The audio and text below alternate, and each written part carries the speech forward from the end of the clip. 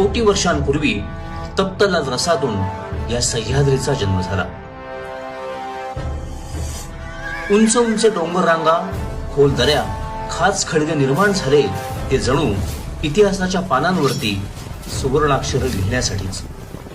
कारण निसर्गानं निर्मिलेल्या या पर्वतांना मग पुढे किल्ल्यांचं स्वरूप प्राप्त झालं आणि मग याच किल्ल्यांच्या साक्षीनं आणि साथीनं काहीशे वर्षांची गुलामगिरी बघता बघता धुळीस मिळाली.